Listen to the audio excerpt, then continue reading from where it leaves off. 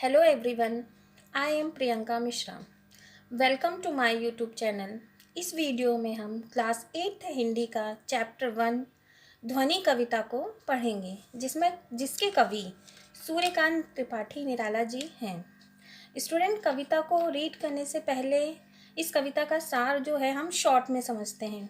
इस कविता में कवि अज्ञान निराशावादी मनुष्यों को अंधकार से प्रकाश की ओर ले जाने के लिए प्रेरित कर रहा है। ओके स्टूडेंट, लेट्स स्टार्ट कविता ध्वनि। ठीक है, पहले हम इसको पढ़ लेते हैं, फिर मैं इसका अर्थ आपको समझाऊंगी। पाठ 1 ध्वनि। अभी न होगा मेरा अंत, अभी अभी ही तो आया है मेरे वन में मृदुल वसंत। मृदुल मीन्स होता है कोमल। अभी न होगा मेरा अंत।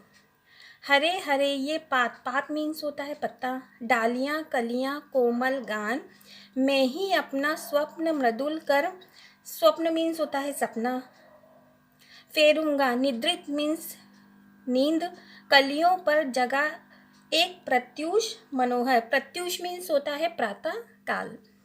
पुष्प पुष्प से तंद्रालस, तंद्रालस का मीन्स होता है नींद में अलसाया हुआ। जैसे किसी को कच्ची नींद से उठाओ, उसको कहते हैं नींद से अलसाया हुआ। लालसा मीन्स जिसकी चाह हो पाने की। खींच लूँगा मैं अपने नव जीवन का अमृत संघर्ष, खींच दूंगा मैं। द्वार लिखा दूंगा फिर उनको मैं उनको मेरे वे जहाँ अनंत। अनंत मीन्स जिसका कभी अंत ना हो। अभी ना होगा मेरा अंत। ओके स्टूडेंट, अब हम इसका जो है फर्स्ट का भावार्थ समझते हैं।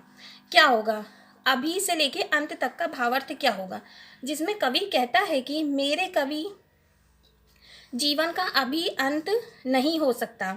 जिस प्रकार बसंत के आते ही प्रकृति सुंदर प्रतीत होती है और चारों ओर उल्लास का वातावरण छा जाता है, उसी प्रकार मेरे जीवन में भी बसंत का आगमन हुआ है और मेरे अंदर नया ज्ञान, नई भावना, प्रेम, आशा और प्रसन्नता ने जन्म लिया है।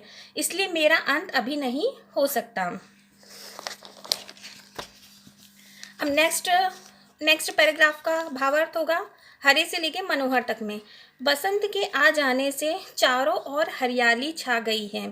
फूल, कलियां और कोमल पत्ते बहुत सुंदर दिखाई दे रहे हैं। आगे कहते हैं कि कुछ कलियां अभी सोई हुई हैं, अर्थात बंद हैं।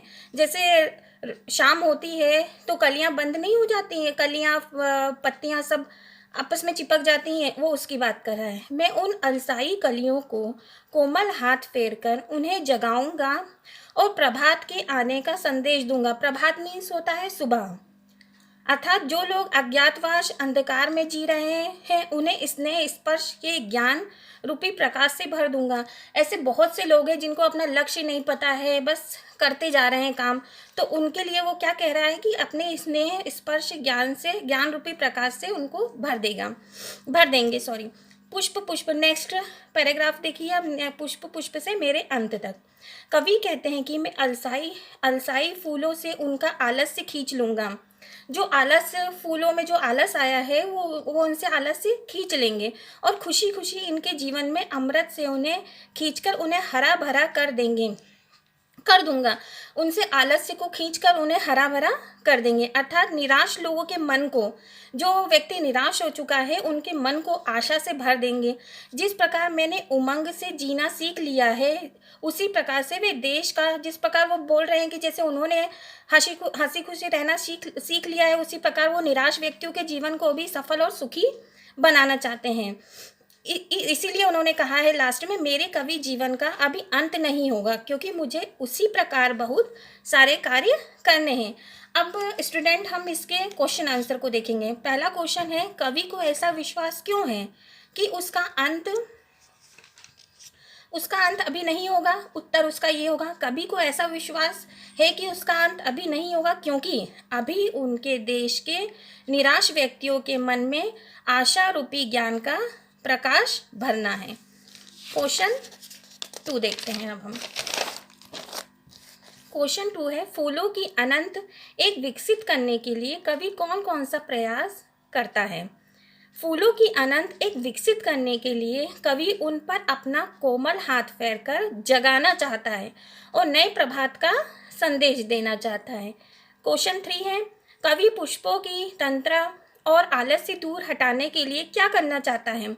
कवि पुष्पों की तंद्रा और आलस से दूर हटाने के लिए अपने जीवन के अमृत से उन्हें सोचकर हरा भरा करना चाहता है।